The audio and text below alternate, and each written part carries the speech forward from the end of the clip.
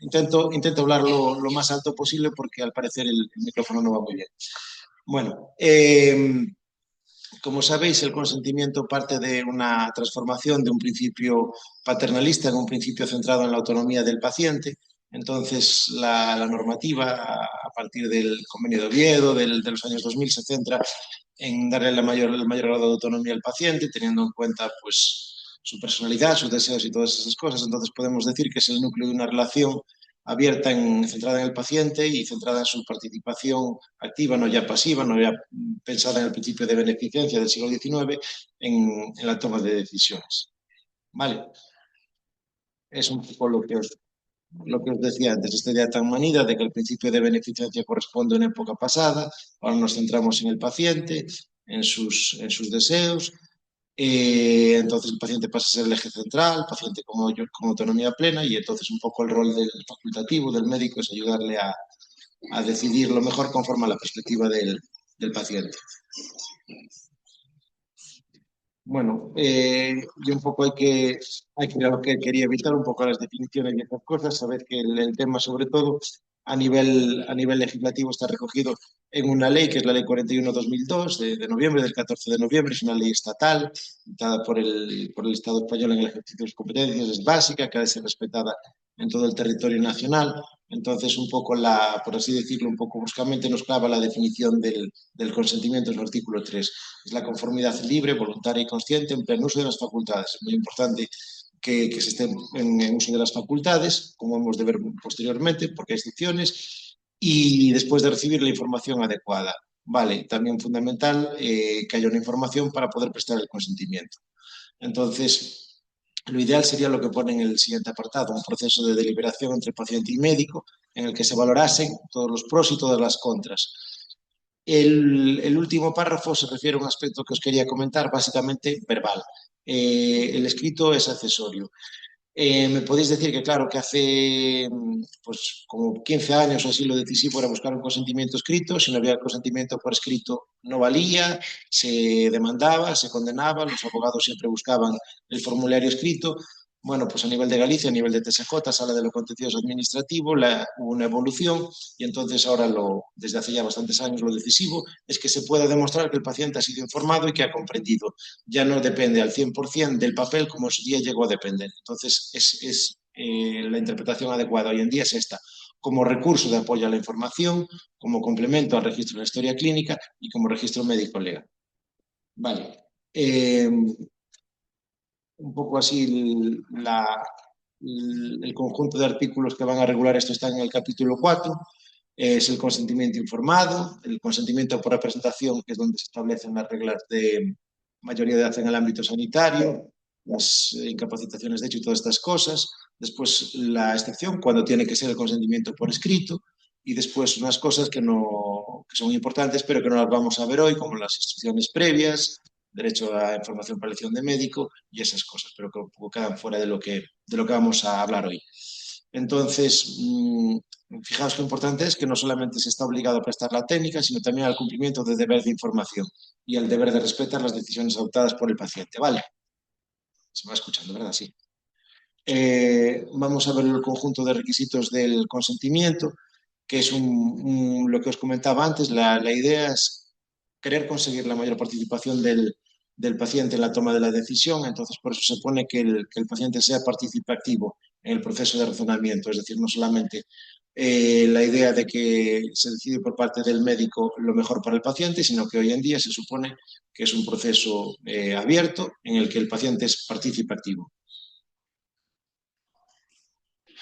Después, se da por supuesto que tiene que ser libre y voluntario, sin ningún tipo esto pone aquí, ni manipulación ni coacción, evitar la manipulación de un lenguaje no entendible, un lenguaje demasiado técnico. Entonces, lo ideal sería que se pudiese demostrar y consignar que el paciente ha entendido, ha comprendido, y después de ver todas las opciones, pues decide lo que él entiende, lo que es mejor para él.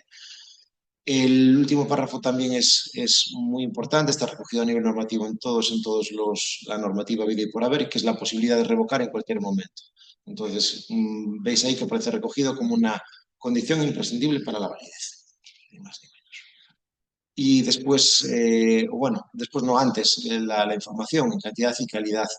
Entonces, el paciente para tomar la decisión debe estar informado y entonces la importancia del diálogo con unas condiciones de empatía, tiempo y confianza. Como veis, pues esto es lo que debía de ser, lo que se ha de atender y lo que está recogido a nivel normativo.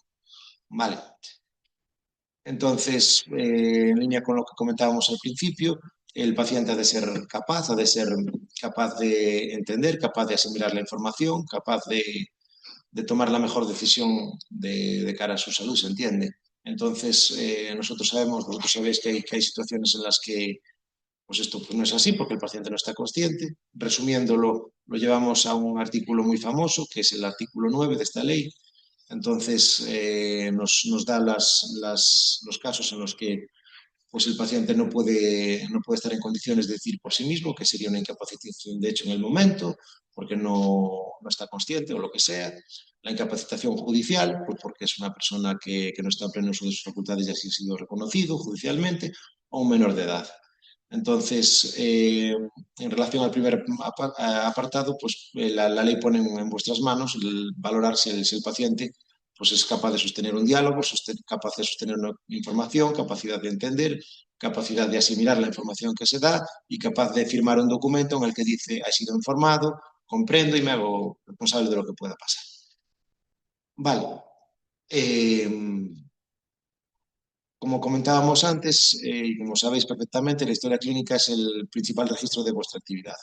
Entonces, es perfectamente posible dejar constancia de que se informa, de que se comprende y de que consiente el paciente. En relación con la segunda columna, hay un apartado que está introducido entre corsetitos, pero que es muy importante, que hay que tenerlo en cuenta.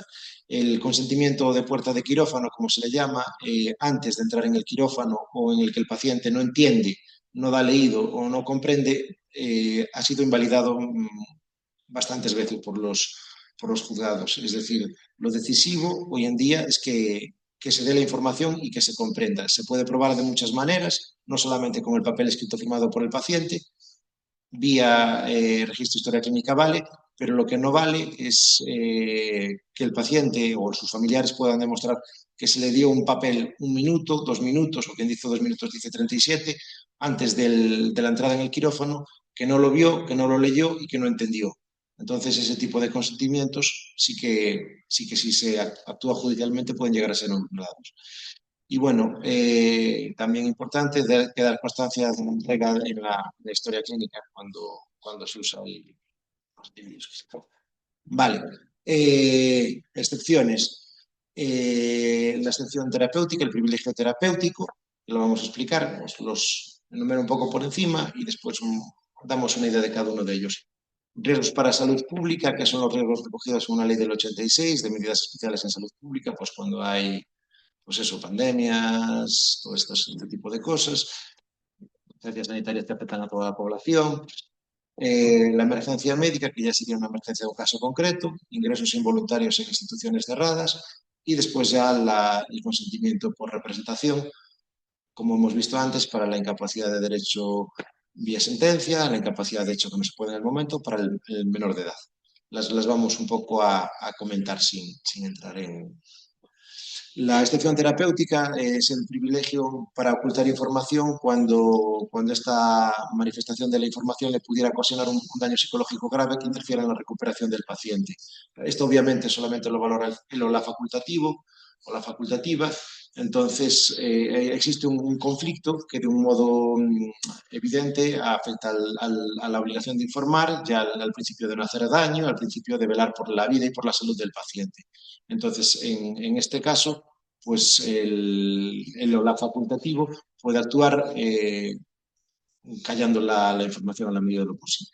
Después, la emergencia médica, pues lo comentábamos antes, es aquellos supuestos en los que se requiere una atención inmediata y el estado clínico del paciente pues llega inconsciente, no es capaz de autorizar. Si es posible, se contactará con sus familiares, con las personas vinculadas que estén allí y se hace constar en la historia clínica y nada, pues es lo que prima el derecho a la vida, el derecho a la integridad física. Entonces, ante esa situación en la que hay pues un poco un vacío para poder cumplir la ley, pues hay que actuar en virtud del principio de respeto a la vida, a la integridad física, como marca la normativa. El consentimiento por representación ya es otro supuesto. Entonces, su estado físico, su estado psíquico no le permite tomar decisiones. Si existe un representante legal o una representante legal, será ella quien tome la decisión en su beneficio, y si no, serán sus personas vinculadas por razones familiares o, de hecho, en el orden que establece la normativa, eso está todo establecido. Entonces, para los menores de edad, el artículo 9 de esta ley nos establece de una manera invertida cuando se alcanza la mayoría de edad en el ámbito sanitario, que como sabéis son a los 16 años. Entonces, en ese sentido, con mayores de 16 años no cabe, como regla general, prestar el consentimiento por representación, porque la mayoría de edad en el ámbito sanitario, como regla general, está a los 16. Después podemos ver algunas excepciones. Y bueno, también se trata de conseguir la mayor participación posible, incluso de los menores de 16 años, porque también el consentimiento se da al representante legal después de haber escuchado su opinión, a pesar de no ser capaces emocionalmente de entender el alcance de la misma. Dentro del consentimiento por representación, un poco lo que os comentaba antes, como sabéis, la legislación en España en los últimos años pues, se hizo bastante sectorial. Entonces, pues, en vez de agrupar las normas pues, homogéneamente, pues a veces se van añadiendo eh, por leyes de medidas, por normativa dispar. Y bueno, a la mayoría de edad en el ámbito sanitario está claro que es a partir de los 16. Sin embargo, hay una normativa sectorial que, bueno, que la desgaja para algunas cosas. Por ejemplo, los ensayos clínicos y técnicas de reproducción asistida está en los 18, es decir, está en la mayoría de edad establecida con carácter general en la Constitución. Entonces viene siendo una excepción. Y bueno, en el primer párrafo recogí lo que os comentaba antes. Cuando se trata de una actuación de grave riesgo, el menor tiene que ser oído y tenido en cuenta. Es la dicción literal de la ley. Después, estos principios, que las decisiones, obviamente, cuando se decide por otra persona, siempre se tienen que actuar eh, con respeto a su dignidad, pero lo más importante, buscando el beneficio para su vida y para su salud. Siempre son revisables, y si algún día se nota pues, que no se está actuando en beneficio de ellos, existe el deber de ponerlo en conocimiento de la autoridad judicial. Y ponéis algo que por razones de urgencia no fuera posible, entonces habría que actuar pues, siempre buscando el beneficio para la vida y para la salud del paciente. Incluso pues, pone un apartado muy interesante, que los profesionales sanitarios adoptarán las medidas necesarias de salvaguarda de la vida, amparados por el deber y el estado de necesidad. Estas son figuras del derecho penal que habilitan para quien actúa en cumplimiento de un deber legal, como concurre en el caso, pues adaptándole causas de excepción de responsabilidad. Entonces, se entiende que quien actúa en evitación de un mal, en cumplimiento de un deber, pues actúa amparado legalmente. Entonces, son supuestos que me imagino que serán de laboratorio, que no se darán en la vida, pero bueno, pero si alguien actúa en representación de otro en contra de sus intereses, pues ya un poco sabéis las referencias legales y cómo se actúa o cómo se debe actuar después. Después, la misma idea que hemos comentado, de que el paciente participará en la medida de lo posible. Claro, las leyes siempre intentan, pues eso, recoger todos los escenarios mejores, y eso, pues, en la medida de lo posible. Un poco el contenido de la información, pues ya veis: el diagnóstico, el pronóstico, la evolución, las alternativas, información sobre riesgos, que los vamos a desarrollar ahora. La información terapéutica va a comprender, según la ley, todo riesgo que afecte potencialmente, las consecuencias de importancia, los riesgos relacionados con las circunstancias particulares de la paciente, los riesgos conforme a la evolución del estado de la ciencia, las contraindicaciones. Bueno, ¿cuánto debéis informar? Bueno, pues como regla general sobre los típicos, pero no sobre los atípicos excepcionales. Eso sí, también de los infrecuentes que tengan consideración de muy graves. Como siempre, como siempre no, pero en esta materia pues es una materia bastante difusa. bastante gris y que a pesar del tiempo que ha pasado, pues no existe una línea clara y homogénea de, como pone, ¿no? Un criterio estadístico para decidir hasta dónde informar. Una llamadita, pues si informa del riesgo de muerte tóxica por quimioterapia, bueno, pues se puede incurrir en responsabilidad legal si se minimiza el peligro, ya que el paciente puede adoptar una decisión contraria a sus intereses. Es por poner una llamada de atención, pero bueno, en principio el escenario normal serían los dos párrafos, informar de los riesgos típicos y de los riesgos infrecuentes que tengan consideración de muy graves. Y ahí en principio pues no debería haber problema.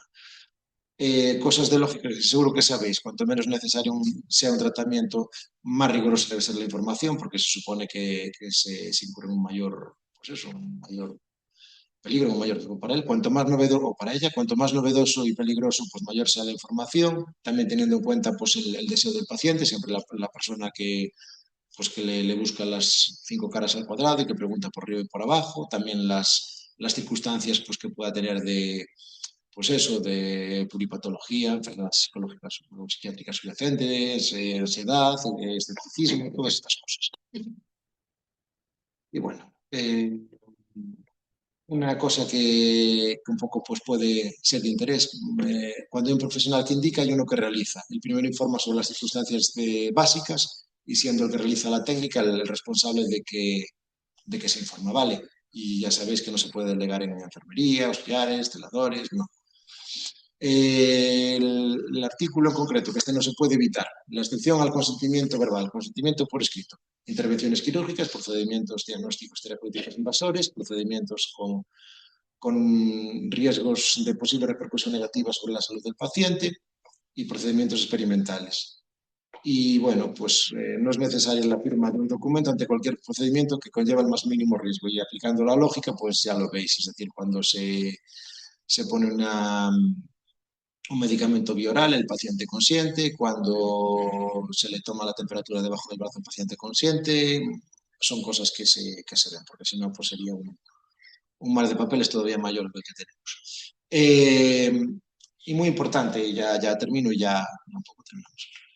Escribir en la historia clínica, entonces para cosas que pueden parecer nimias, pues una anotación en la historia pues, puede evitar muchos problemas, procedimientos de riesgo despreciable y medicamentos de bajo riesgo, por ejemplo. Cuando hay relación problemática con los pacientes, recomendable escribir en la historia clínica y FETEM, pues simplemente escribos. Y nada, y un poco el contenido, un contenido pues que podía ser, indicando pues centro, profesional, paciente, procedimiento, centrándonos ya en el contenido, pues finalidades, alternativas, consecuencias, riesgos, como hemos visto, contraindicaciones, y después lo que comentábamos, la posibilidad de revocar, lugar, fecha y firma, como todo un documento, y si os parece, pues un poco estas eran las dos, tres ideas que queremos transmitir, la ley de autonomía del paciente para cualquier duda, y si queréis comentar o decir algo, lo decimos en unos minutitos y ya lo cerramos todo, ¿vale? ¿Queréis comentar algo? ¿Queréis decir algo?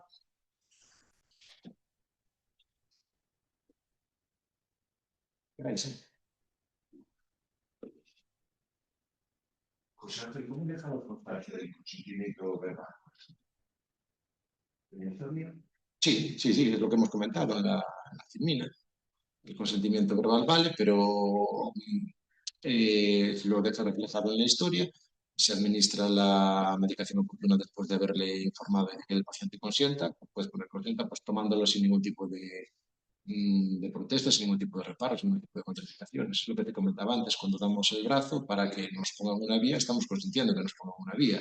No sería operativo consentimiento para poner la vía, consentimiento para tomarte el nolotil, consentimiento para... Vale. Y eso también es importante cuando hay pacientes problemáticos, cuando hay la historia, pues aparte de sus fines fundamentales de prestar mejor asistencia al paciente, pues también puede servir para defenderos. Pero bueno, estamos hablando de supuestos eso, penales que no se dan en la práctica de todos los días. Pero sí, aquí queda reflejado y hace prueba, claro. De la otra manera, pues sería pues en la carga de la prueba, sería pues buscarte tu compañero, buscarte el compañero de investigación que diga que fue así, ¿entiendes? Sería palabra contra palabra, pero de esta manera, ¿entiendes? Queda mucho acreditado. Vale. Bueno,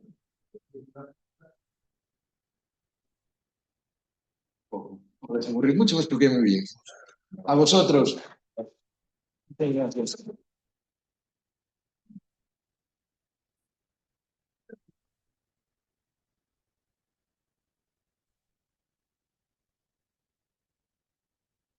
Sí.